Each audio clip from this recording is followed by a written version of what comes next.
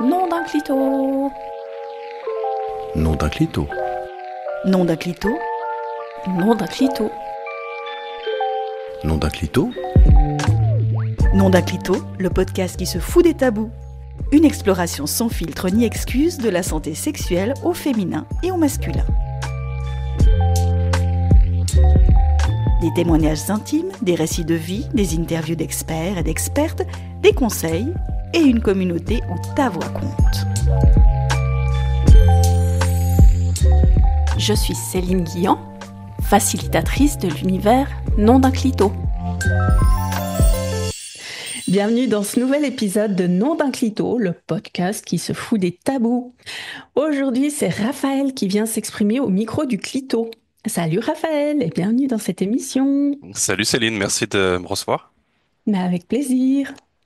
Raphaël, pour mettre rapidement le décor, tu es un homme né dans les années 80 ou 80 en fonction de la zone géographique où on se trouve. Et tu viens nous parler en toute sincérité, en tout cas le plus possible, j'espère, de tes premiers pas dans ta vie sexuelle découverte, plus ou moins ce qui t'a amené à être l'homme que tu es aujourd'hui. Euh, Ce parcours s'est fait parfois marqué par des... Il y a eu des peurs, des défis, mais il y a aussi eu certainement plein de découvertes sur toi. Donc tu vas nous parler un petit peu de tout ça et nous montrer avec ton regard d'homme, ton expérience d'homme, que ces questionnements, c'est pas forcément que un truc de fille, dans le sens que il peut y avoir plein de filles qui se disent, ouais, pour les hommes, de toute façon, c'est facile. Hmm. Ben non, justement, tu vas pouvoir nous parler de ton expérience et nous dire que bah, ça n'a pas toujours été facile pour toi. Alors, je lance la première question, Raphaël. Nom d'un clito, témoignage. Je vais te demander de te replonger un petit peu dans ton adolescence, dans les années lycée. Tu me disais que tu étais dans un lycée technologique où il y avait beaucoup de garçons, Ouais. très peu de filles. Ce qui fait qu'il y a quand même eu une forme de d'ambiance un peu euh, performance, comparaison. Comment est-ce que c'est venu t'impacter, toi, en tant que jeune? T'avais quoi, une quinzaine d'années, c'est ça? C'est ça, ouais, le lycée, Ouais. 15 ans, 18 ans. Comment c'est venu t'impacter, toi, à cet âge-là, plus ou moins, d'être tout le temps en contact avec des garçons, puis qu'il y ait cette comparaison peut-être niveau physique ou de ouais, moi j'ai fait ça, puis toi t'as pas encore fait ça, t'es un gros loser. Explique-nous un petit peu. Je pense plus que, en fait, on était tous un peu privés, justement, de contact avec la gente féminine. Mhm. Et en fait, on n'en parlait pas, enfin, on en parlait très peu. Je pense qu'on était à peu près tous au même niveau. Mais justement, c'était le fait qu'on n'en parlait pas. Mhm. Enfin, pour moi, c'est plus ça, en fait, le marqueur de ces années-là. C'est de pas pouvoir en parler, de pas pouvoir discuter honnêtement de bah tiens ouais j'ai fait ça, voilà ce qui se passe. Alors c'est peut-être plus aussi quelque chose qui est dû à mon environnement, à mes amis que qu'à l'environnement lui-même, hein. Il se peut que j'ai eu des collègues à cette époque-là qui eux avaient une sexualité très épanouie. Pour moi, Euh, ouais, j'étais avec, bah, pour dire les choses très crûment et très simplement, on était peut-être une bande de puceaux qui, qui regardions les femmes de loin sans oser forcément se dire entre nous que ben on en souffrait. Et, Mhm. euh, et comment, ouais, comment faire avec ça, en fait. Ce que tu me disais aussi, Ravel, c'est que t'as pas forcément eu ce contact avec un homme adulte, une sorte de mentor pour pouvoir t'expliquer un petit peu à quoi tu pouvais Ouais, ouais. t'attendre. C'est venu te marquer ça aussi un peu. Ouais, ouais, moi j'ai grandi, j'ai pas connu mon père biologique. Après, j'ai eu un beau-père, mais qui a été là pour certaines choses, mais on n'avait pas cette relation père-fils. Enfin, moi aujourd'hui, maintenant, je suis père, donc je ne sais pas si à 15 ans, je dirais à mon fils, tu vois, les femmes, c'est ça, il faut faire comme ci, comme ça. Je sais pas, mais on n'avait pas, oui, j'avais pas cet espace-là. Après, j'ai eu d'autres figures paternelles, mais en fait, chaque individu est un peu pareil. Enfin, ça a son histoire. Tu découvres ça en tant qu'homme plus tard que. Enfin, justement, si demain j'avais à discuter avec mes gamins qui ont 15 ans, qu'est-ce que je vais leur dire sur la sexualité à 15 ans? Sachant Mhm. que moi, ma sexualité à 15 ans, c'était pas Jojo, quoi. Donc, tu vois, qu'est-ce que je vais pouvoir leur dire, quoi. Mhm. Mais, ouais, non. Ouais, j'avais pas ça. Mais c'était moi ce qui m'a marqué, surtout à cette époque-là. J'ai fait un virage extrêmement. Ouh, j'ai limite honte d'en parler. Mais j'étais, tu sais, cet ado aux cheveux longs. La dépression, c'est cool. L'ultra-romantisme. J'avais cette espèce d'idéalisation du mec. Ouais, du mec qui doit être romantique, etc. Qui était complètement hors sol et hors du temps quand je regarde ça. Mhm. Et donc, je pense que les rares femmes, les rares filles que je voyais à l'époque, je les faisais fuir, tu vois. Enfin, cela étant dit, j'ai quand même eu deux, trois copines, quoi, à cet âge-là. Mhm. Euh, donc, je sais pas, il a dû se passer des trucs, tu vois. Mais, voilà, ouais, niveau sexualité, ça n'a pas été, ça a pas été folichon, quoi. Bah, tu me disais justement, je rebondis sur ce que tu dis par rapport au fait que t'as eu quand même quelques copines. Tu Mhm. m'expliquais aussi qu'à cette époque-là, il y avait une fille qui te plaisait vraiment beaucoup, beaucoup. Tu avais quelque chose comme 16 ans et que bah, tu aurais peut-être bien voulu, mais t'osais pas. Ah bah oui, moi j'étais celle-là. Ah non, celle-là ça a été ma première copine. Alors moi justement dans mon esprit romantique ultra, pour te dire, je veux dire à 16 ans, j'ai envoyé les... Putain, j'en cringe tellement c'est. Mais tu vois, j'ai envoyé Nevermore le poème de Verlaine qui dit faut pas te dire que je connais beaucoup de poèmes, mais celui-là je l'avais appris en classe. Mais il était cool, tu vois, je me suis dit ouais, ça va me faire passer par un espèce d'intellectuel machin qui dit en gros que le premier oui qui sort des lèvres aimées, il atteint une intensité que tu retrouveras plus jamais après. Ce qui était une façon de le dire, voilà, t'es ma première et j'ai conscience que c'est la première fois que j'étais vraiment amoureux. Mhm. Et puis, bah justement, ça s'est pas passé. Et je pense que ça a été un énorme marqueur. J'ai été tellement, je sais pas d'adjectif pour ce que j'étais, mais j'ai pas forcément pris le bon choix, mais je me suis dit, en gros, il faudra que ma première fois, elle soit idéale et que ce soit avec une femme que j'aime et qui m'aime et qui n'est chaque jour ni tout à fait une autre, ni tout à fait la même. Mais voilà, je me suis dit, ça devait être elle et dans ma vision adolescente et romanesque, j'étais limite à me dire, autant me laisser mourir de chagrin que d'affronter cette épreuve. Et là, tu vois, pour revenir à ce que tu disais, je pense qu'avoir eu une figure paternelle proche à ce moment-là aurait été quelque chose de bénéfique. Quelqu'un qui me dise, bon, t'arrêtes tes conneries. Mhm.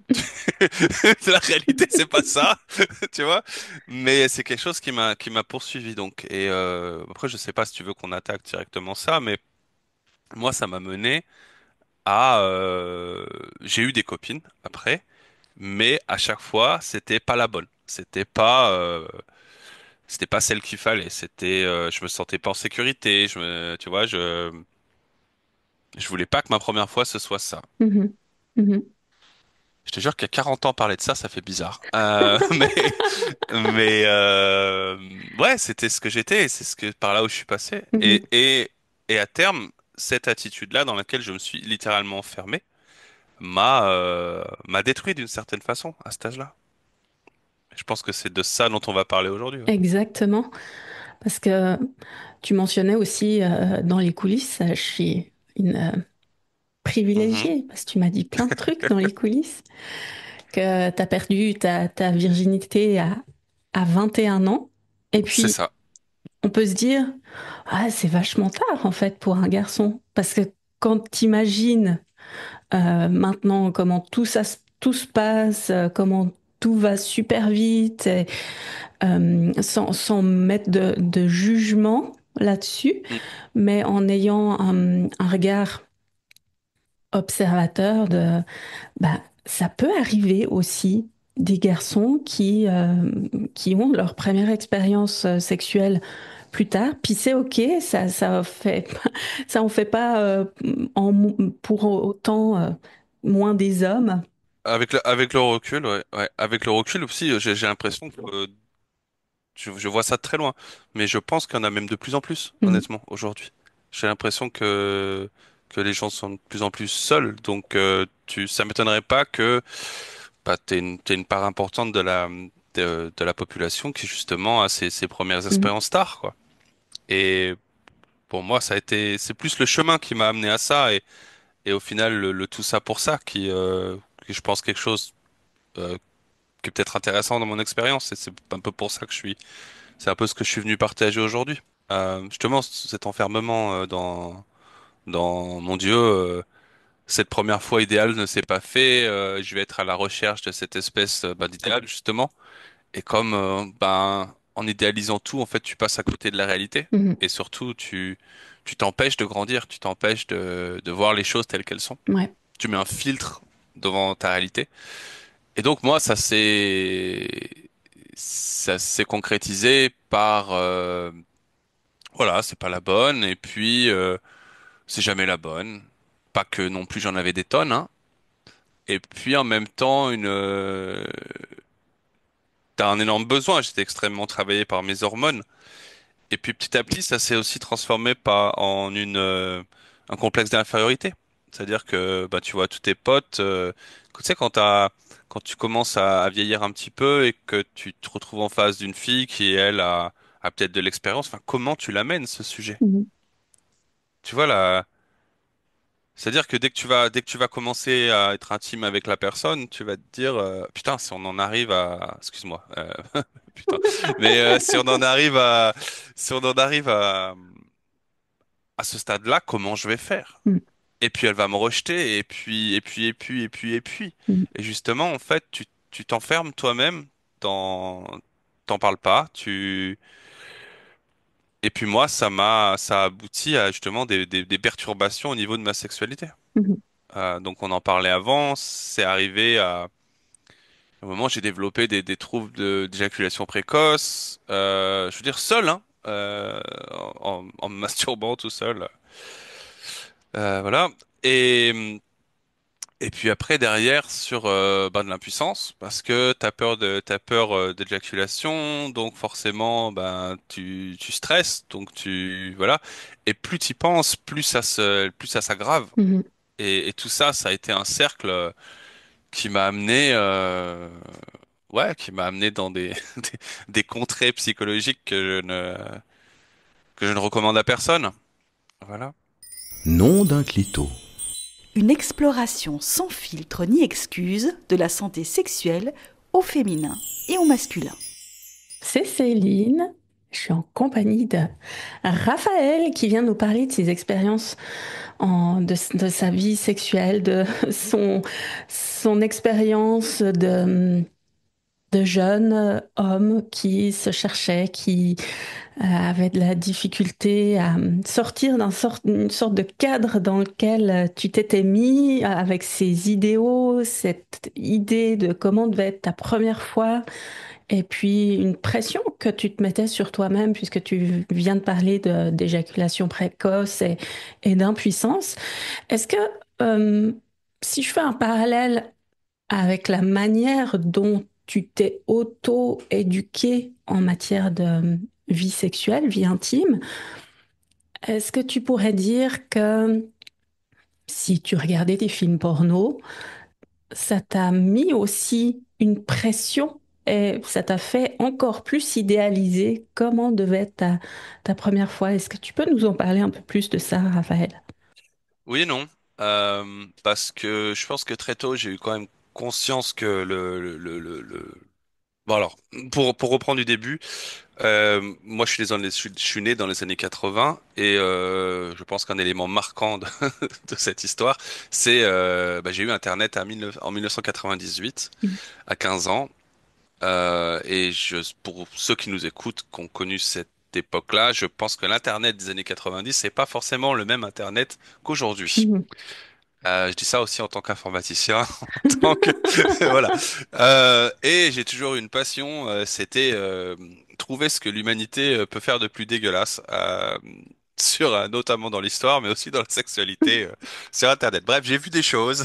J'ai, je me suis j'ai exploré, voilà. Et non, très tôt quand même, j'avais conscience que ce que je voyais, c'était pas forcément la réalité. Mais maintenant, qu'est-ce que c'est que la réalité? Je pense qu'en fait, tout ce porno en fait caché, c'est la connexion émotionnelle en fait qui manque dans cette sexualité. Déjà, c'est une sexualité qui est souvent ce qu'on te montre, ce qui est très bon masculine, qui est très, enfin dans le sens souvent très dominatrice. Mhm. Après, tu peux aussi trouver des genres de porno qui sont beaucoup moins comme ça, hein. Mhm. Mais dans le mainstream, c'est ça que tu vas trouver. Puis aussi, on sortait de l'âge où, tu sais, c'était les années 80, 90, où, tu sais, t'avais la femme qui secouait la tête en ayant un orgasme, enfin, tu sais, les vieux trucs, tu vois, Brigitte Lahaie, quoi. Enfin, tu sais, l'autre, il met trois coups, ça y est, l'autre, elle est au septième ciel. Enfin, c'était, tu vois, du poil, du sperme, enfin, bref, tu vois, des doublages, quoi. C'était ça. Et on rentrait dans une époque plus gonzo, euh, plus, tiens, regarde, j'ai une petite caméra, on va aller voir des étudiantes à côté, quoi. Et donc ça m'a donné quand même une image de la femme qui était aussi différente, on va dire. Donc pour revenir, pour se concentrer, j'avais quand même je gardais cette trame que ce que je voyais, c'était pas forcément la réalité. Mais maintenant, quand je me disais qu'est-ce que c'est la réalité, bah j'avais pas de réponse. Mhm. Qu'est-ce que c'est concrètement? Mhm. Après, dans notre discussion préliminaire, si j'ose dire, Céline, qu'on a eue ensemble, non, je t'ai parlé il y a un ou deux pornos, entre guillemets, qui m'ont marqué, mais dans le bon sens, qui ont été des guides pour machin. Et alors, il y en avait un, c'était guide sur l'orgasme féminin et l'éjaculation féminine. Alors moi, bon, quand je dis j'ai perdu ma virginité, c'est-à-dire j'ai eu ma première expérience, on va dire ma pénétration vers 21 ans. Mais ça veut pas dire que j'ai pas eu d'autres expériences sexuelles avant. Tu vois, en fait, la pénétration était quelque chose qui me bloquait, mais j'ai donné beaucoup de plaisir aux femmes, Céline, avant. Et mais notamment grâce à cette vidéo, parce que moi, ce que je rencontrais dans mes partenaires c'était parfois des femmes qui me disaient, bah non, moi j'ai jamais joui. Mhm. Ah bon, enfin seul, je comprends pas. Enfin moi j'ai j'ai 17 ans, j'ai déjà dû donner des litres à la nature. Enfin tu vois ce que c'est tu vois pas ce que c'est peut-être un gamin de entre 14 et 20 ans, voilà. Enfin on s'entretient quoi. Et je pense que tout le monde le fait. Et bref, qu'est-ce que je veux dire? Donc ces vidéos c'était donc un guide là-dessus. Donc je me trouvais en face de femmes qui, tu sais, on en était. Est-ce que le point G existe? Est-ce que l'orgasme féminin est atteignable, etc. Et je vois une vidéo d'un mec qui approche ça en disant, bon voilà, bien sûr, je suis avec une actrice porno, bien sûr, moi je suis acteur porno, mais en gros, voilà la géographie d'un vagin. Voilà, bah tiens, tu vois, le point G est à peu près par là. Comment le trouver? Alors c'est pas mécanique. Vas-y, tu mets là, c'est à 3 centimètres, machin, machin. C'est non, caresse là, machin. Et puis surtout un mec qui disait bah, un peu ce que dit Brassens dans sa chanson. C'est pas tous les jours qu'on lui déride les fesses, mais en gros, si la tête y est pas, si le cœur y est pas, le corps il y est pas non plus. Mhm. Mhm. Le mec il disait tu peux pas y aller comme ça, c'est-à-dire ben des massages, la sensualité, etc., etc., etc. Ouais, ouais. Et, cetera. Et donc voilà, c'est quelque chose qui m'a marqué et qui moi a permis de dans cette secte que j'avais, qui était, on va dire, non pénétrative, je pense, surprendre deux, trois filles, voilà. Si tu m'as connu entre 16 et 21 ans, écris-moi, partage tes expériences. Euh, voilà. Non, je pense qu'il y en a deux, trois, oui, qui ont dû garder quand même un bon souvenir de ça. Mhm. Mais après, qui ont dû garder un souvenir désastreux de l'autre relation. Mais justement, et ça, c'est quelque chose dont je veux parler, c'est-à-dire que, en fait, ce qui me marque dans toute cette période, c'est l'absence de communication. Mhm. Et je me souviens d'un bouquin qui s'appelle Éloge des femmes mûres, qui est écrit par un réfugié hongrois, si je me souviens bien. Et en gros, ce gars, à un moment, dit, perdre sa virginité à deux, c'est comme apprendre à nager en plein océan à deux quand on sait pas nager. Mhm. C'est-à-dire que lui, en fait, ce qu'il dit, c'est tous les jeunes hommes devraient se dépuceler avec des femmes de 40 ans. Enfin, il dit ça de façon humoristique, mais il raconte ses expériences sexuelles dans ce bouquin, et je me souviens que ça avait marqué. Et je pense qu'il y a quelque chose de vrai. Et parce que, je te jure, moi, j'ai été en face de pas mal de femmes qu'on disait, tu sais, un peu étoile de mer, quoi. Mhm. C'est-à-dire, l'autre, elle est là, elle se met comme ça, vas-y, fais ce que tu veux. Ouais, enfin, je parle très crûment, hein, tu me connais, Ouais, mais bien moi, sûr. me branler dans quelqu'un, ça m'intéresse pas, quoi. C'est pas ça que je suis venu faire avec toi, tu vois. Moi, c'est de donner du plaisir. Moi, j'ai du plaisir quand on a toi. Donc, c'était aussi marqué par ça, mais aussi marqué par bah, une non-réciprocité, quoi. Moi, je donnais du plaisir, et puis après, ben ouais, bon, il se passe quoi? Tu vois? Ben, il y avait rien, quoi. Et j'étais aussi dans un état mental, dans un espace mental où, en fait, j'osais pas dire à l'autre.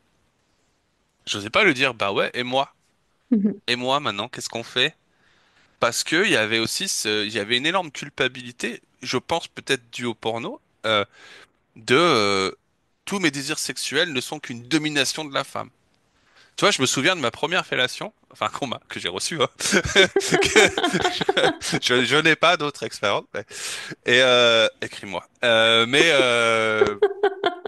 Et je me souviens d'un immense sentiment de culpabilité à me dire cette pauvre femme se soumet à moi et je suis en train de la dominer, quoi, tu Mhm. vois. Mhm. Alors qu'en fait bah non, elle kiffait ça, quoi. Ouais, ouais. C'était, tu vois. Et ça justement, c'était ma première là, 16 ans. Mais j'avais vraiment cette image, peut-être très euh, enfin très ancienne, l'homme ce pervers corrupteur et la femme, cette pauvre petite damoiselle. Et la vie m'a appris que, en fait, bah, vous les femmes, vous êtes, je pense, souvent plus sexualisées que nous. Vous êtes, vous êtes des grosses coquines qui cachaient bien votre jeu, souvent. Et, et justement, si j'avais un message un peu aussi ça, c'est que je regrette de l'avoir découvert un peu trop tard. Mhm. Parce que j'ai pas compris, en fait, le jeu auquel on jouait. J'ai jamais trop su jouer en fait avec les gens. Et ouais, ouais. Je, peut-être justement pour revenir à ce que je partagerais avec mes gamins, ce serait peut-être ça. C'est peut-être pas, c'est peut-être voilà en fait le jeu auquel tu es en train de jouer avec ces demoiselles. Est-ce que si tu avais eu, je dis quelque chose, hein, peut-être plus de confiance en toi, Raphaël, ou aussi, parce qu'il y avait cette particularité, c'est que tu étais hyper comme enfermé dans cet idéal. Euh, Ça a certainement joué aussi sur ta confiance en toi. Est-ce que si tu avais plus eu confiance en toi, ou est-ce que si tu avais eu un mentor, donc un homme qui dise, ben voilà, en fait, tu peux parler, tu peux communiquer, c'est important, ça se serait passé différemment pour toi au niveau de la communication? Je sais pas parce qu'il faut être deux pour communiquer. Mhm, C'est-à-dire que si tu rencontres que, enfin, je veux dire, à cette époque-là, c'est pas comme si la femme de 16 ans, 18 ans est aussi ultra mature et à l'aise dans sa tête, tu vois. Euh, Tu vois, par exemple, ça, comme une femme, t'imagines, toi, t'as 17 ans, tu te mets nu devant un partenaire, tu te révèles, et il te dit, oh putain, t'as un gros cul, mhm, tu vois? Et peut-être que lui, en fait, il aime ton gros cul, mhm, mais tu vois, comme ça, tu vois, ça peut t'influer, comme ça peut te casser, quoi. Bah pareil, t'imagines un mec qui d'un coup il a une panne ou tu vois, enfin il jouit trop vite, etc. Et là t'imagines une fille qui rit, Mhm. tu vois. Et alors elle va peut-être rire pour justement faire passer la pression du moment. Mhm. Mais s'il n'y a pas derrière une explication de ce rire, s'il n'y a pas, c'est ça, c'est dans ce sens-là où la phrase du gars apprendre à deux à nager en plein milieu de l'océan, c'est ouais, il faut une maturité des deux côtés en fait pour il y a un potentiel à s'abîmer parce que t'as peur en fait, on a peur, on a envie de ça, mais on en a peur en même temps. Mhm. Et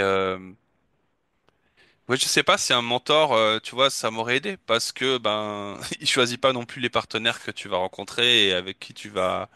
Mais je pense qu'il va pouvoir, c'est quelqu'un si enfin, à cette époque-là, je me serais pas vu moi discuter ouvertement de ma sexualité avec un homme adulte, hein. Mhm. Ah non, ça ça aurait été c'est à la honte quoi, tu vois. Nom d'un clito, abonne-toi et like tes épisodes favoris. Tu me disais aussi à un moment donné que tu avais eu à toucher le fond. Donc, est-ce que pour toi, le fond, c'est... Alors pas de la demoiselle, hein. Non, Pardon, putain, je suis désolé. Oh, c'est nul. 36-15 Raphaël. C'est je fais les bar mitzvahs, les baptêmes, appelez-moi, appelez-moi. Ah, Donc, que tu as eu à un moment donné dans ta vie par cette idéalisation, arrête de rire, on est sérieux ici, hein. Par cette idéalisation, est-ce que c'est ça aussi que tu appelles toucher le fond ou est-ce que tu as vraiment joué un personnage, tu t'es forcé à faire des choses qui te plaisaient pas du tout? Non, mais surtout, en fait, si je regarde avec le recul, je me suis menti à moi-même. C'est-à-dire que justement, j'avais cette image de, voilà, je suis un grand romantique, etc. Mais en fait, j'étais un gros crevard aussi. Hmm. J'avais vraiment une seule envie, c'était de tremper mon biscuit, comme, comme dirait un ami. Si belle image. Euh, mais en fait, j'avais peur, quoi. Mais j'osais pas en parler. Et donc, ça m'a amené à des relations de plus en plus désastreuses avec les femmes. Et notamment bah, celle où moi j'ai perdu ma, ma virginité, qui a été... Moi, en fait, je voulais une femme qui m'aime. Euh, J'avais besoin de cette sécurité, mais je voulais pas l'exprimer parce que si peut-être que dans mon idéal, l'exprimer, si demain tu dis à l'autre, voilà, moi j'attends que tu sois ça, ben en fait l'autre il va pas être organiquement ça, c'est-à-dire qu'il va, tu vas te retrouver face à quelqu'un qui joue alors que t'as pas envie, t'as envie qu'elle t'aime vraiment, etc. Et donc en fait, ce qui s'est passé, c'est que toutes nos expériences sexuelles, dès qu'on arrivait à la pénétration, ben moi c'est Mhm. et j'y arrivais pas. Et la demoiselle était toutes les femmes sont belles, mais sur l'échelle de la beauté, c'était pas, c'était pas non plus la plus jolie. Mais pour moi, elle m'attirait quand même, tu vois. Ouais. J'avais une réelle attirance hein, pour cette fille. Et donc, donc ma première fois a été d'un pathétisme énorme. Hein, au final, ça a dû durer au moins 20 secondes. Et ça s'est terminé par déjà. Donc, donc tu vois, voilà, tu vois, Ça n'a pas toutes aidé. ces années-là pour en arriver à ça, ça fait assez mal. Et je me suis fait larguer le lendemain. Hein. Ça a été, voilà, après 6 mois de d'horreur, je m'excuse tellement auprès de la demoiselle. Et donc même, tu vois, la rupture derrière, j'étais quelqu'un qui n'arrivait pas à parler parce que en fait, j'avais peur des réponses. Mhm. J'osais pas poser les questions. Euh, mais ce qu'elle a exprimé, c'est en fait, elle avait compris mes pannes sexuelles comme elle était trop moche pour moi. Mhm. Et moi, j'étais pas attiré envers elle. Alors qu'en fait, moi, j'étais terrorisé. Mhm. J'avais peur justement bah, de ce qui est exactement arrivé, c'est-à-dire de mettre deux allers-retours et de lâcher les vannes, quoi. Mhm. Enfin, faut que j'arrête avec mes expressions de Patrick Sébastien. Mais tu vois, vraiment. Et, Et donc après cette relation a été bah, ça s'est fini là, hein. J'ai pu pas faire des comportements que j'ai développés à cette époque-là, mais ça m'a vraiment détruit. Ça a été tout ça pour ça. Je rencontrerai plus personne, etc., etc. Enfin, je suis tombé dans vraiment j'étais déjà bien déprimé avant, mais là ça a été très très dur. Raphaël, qu'est-ce qui t'a permis justement de remonter la pente, je dirais? Ça a coïncidé. Moi, j'étais en école d'ingénieur à cette époque-là, et j'ai dû partir 6 mois à l'étranger pour un stage. Et en fait, j'étais tellement désespéré qu'à un moment, je me suis dit, bon, écoute, t'as deux choix, hein, grosso modo. Bah, écoute, suicide-toi ou essaye des trucs, en fait. Peut-être que tu pourrais essayer des trucs. Mhm. Alors, deux expériences. Un été, là, cet été-là, un pote m'appelle, me dit, viens, je te sors. Ouais, je te sors, tu te tais, tu viens. On va dans un bar à Rome. Moi, je bois jamais. Je me mets trois shots de rhum. Je suis très très loin. Et pour la première fois de ma vie, je vais voir chaque table, chaque fille dans le bar. Et tu vois, pour la première fois de ma vie, je fais bonjour, je m'appelle Raphaël. J'aborde des Mhm. inconnus. Et à ma grande surprise, il y a une demoiselle qui vient me chercher après 20 minutes, quoi, qui me prend par la main, qui me sort dans la rue et qui commence à me rouler des grosses pelles. Et tu vois, ça a été un déclic. Je me suis dit, bah putain, en fait, quand t'essayes des trucs, en fait, bah, t'es peut-être pas le plus beau, mais en fait, t'as peut-être, bon, avec l'alcool aidant, tu as peut-être une certaine attirance, une certaine attractivité. Donc il y a eu ça, et je résume hein, très très vite, mais 5 semaines avant mon départ, dans une soirée, une fille là qui me plaît bien, ça se passe bien, et je me souviens lui dire, est-ce que tu voudrais être ma copine pour 5 semaines? Mhm. Parce qu'en gros, voilà, je me barre, enfin pas. Et l'autre qui me dit, bah ouais, si tu veux, ouais. Et donc ça a été cette relation-là a été la première relation que j'ai eue avec une femme dans toute ma vie, sans stress. Il y avait, j'avais plus de, de pression pour être quelqu'un que, parce qu'avant toutes mes relations, en fait, j'essayais aussi d'être ce que je pensais que l'autre veuille que je sois, Mhm. qui est une énorme erreur, à faire. Sois toi-même, c'est bien assez. Et, et ça m'a appris énormément. Enfin, pour la première fois, j'étais face à une fille. Alors, j'avais toujours un peu mes problèmes de panne, etc. Voilà. Mais bah, je me suis rendu compte qu'en fait, les femmes étaient aussi des êtres humains. Mhm. Je Youpi! caricature, hein. Je caricature. Mais, mais non, enfin, des gens avec qui tu pouvais avoir je pouvais communiquer de façon sincère. Mhm. Et ça m'a fait tellement de bien. Ça m'a fait tellement de bien de voir ça, quoi. Tu peux aborder la relation homme-femme sans jouer, sans mettre un masque, voilà, ça m'a apporté cette confiance, en fait. Mhm. Donc, tu vois, il a fallu que je passe par bah, toucher ce fond, et puis après avoir la chance peut-être d'avoir ben, des potes qui me sortent un peu, quoi, qui viennent me chercher au fond de mon trou et qui me disent, bon, ça suffit là. Et puis cette fille, quoi, qui a été ouais, très bénéfique pour moi. Et puis après, bah, en Corée, j'ai rencontré celle qui est ma femme, quoi, aujourd'hui, et avec qui ça se passe bien. Mhm. Donc, tu as réussi à sortir de ta coquille et puis tu as compris que... J'ai réussi à parler.